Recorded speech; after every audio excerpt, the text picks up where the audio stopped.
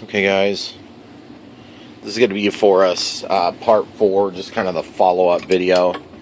We've got the J-3 Cub LED lighting project here we're looking at, and my memory ran out as we were getting ready to kind of finish this part of the project, and basically we were just tacking that thing down with some glue along here so that we have accessibility for disconnecting it. And also we were just finishing this little bit up, and that was really the only thing that you guys had missed, was just my making that little triangular shape light. And the next step for us is going to be to go ahead and put things together, so I'll put you back up in the bracket and you guys can watch us do that. Okay, you too. Obviously it's probably a good idea to test as you go, but we've done a lot of testing as we've been going. Now this one, you can see that it's got actually probably the most length of all of them, which is a nice thing. Does tend to give you a false sense of security if it's the first one you hook up, in terms of you know, it's going to be out of the way. Is it going to get caught up in your servos? That's something you'll have to kind of test a little bit once you get it all put together. So in my case, I'm not even going to power it up. I'm just going to plug everything in, get everything seated, make sure you listen for the snap.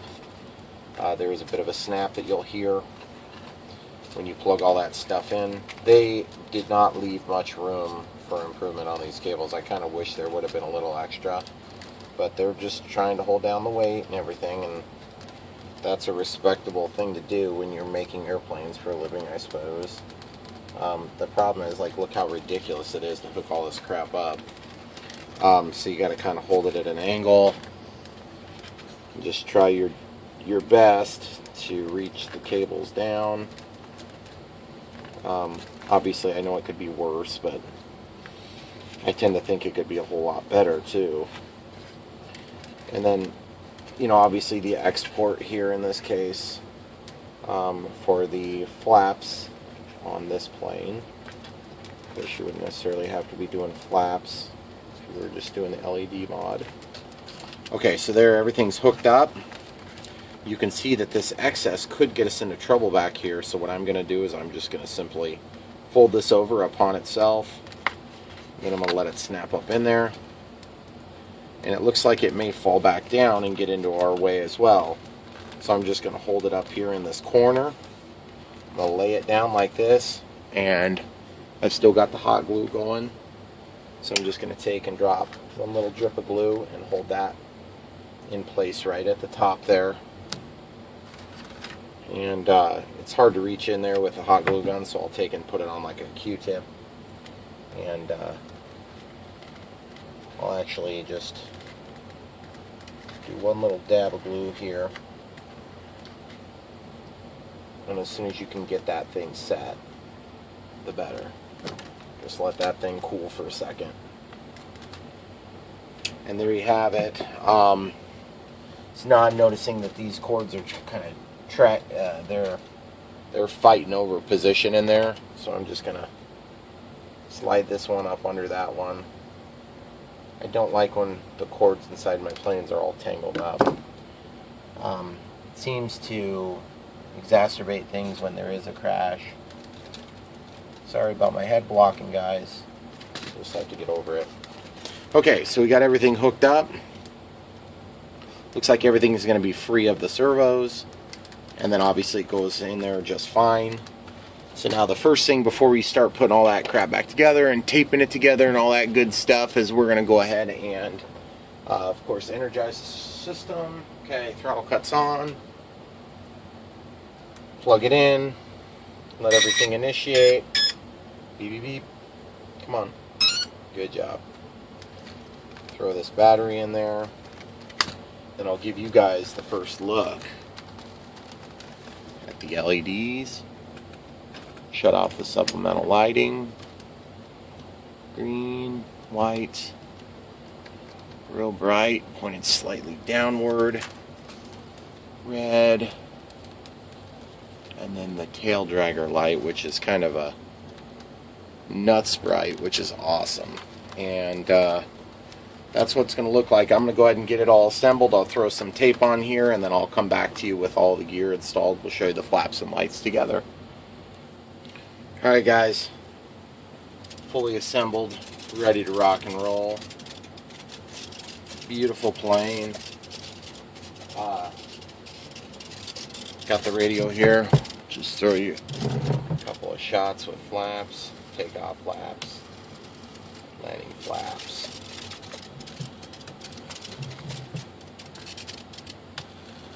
I think it looks awesome. Rudder action, elevator, ailerons. Cut out the flaps. Got the prop balanced nicely.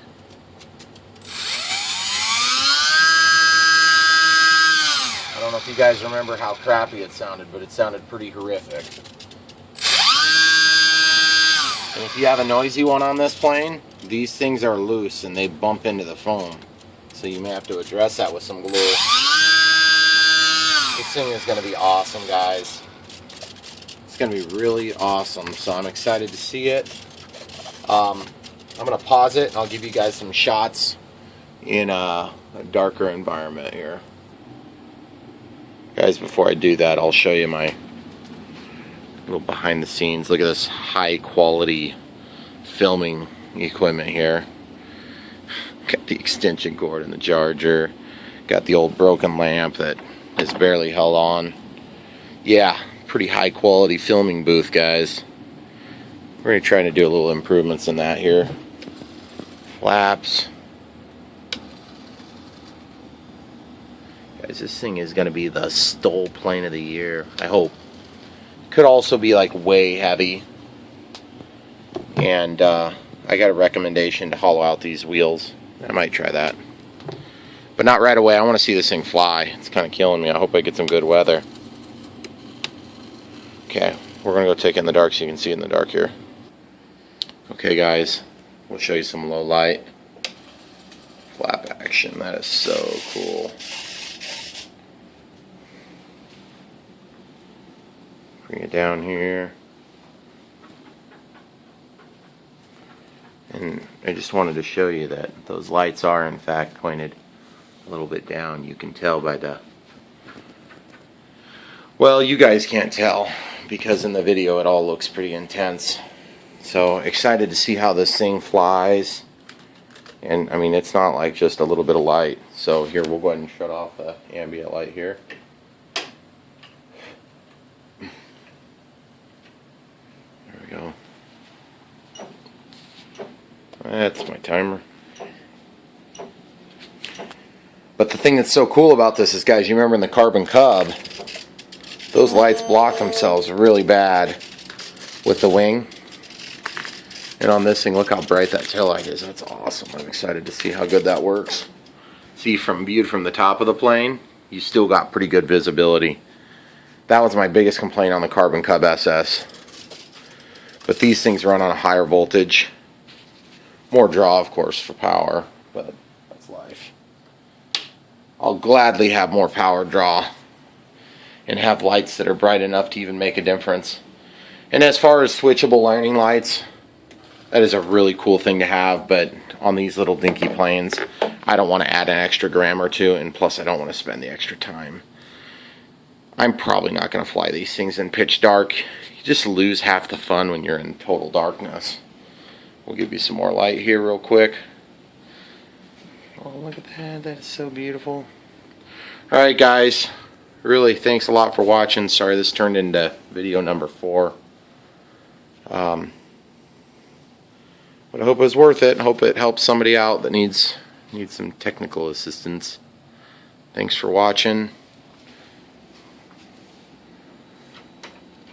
Don't forget to like and subscribe, guys.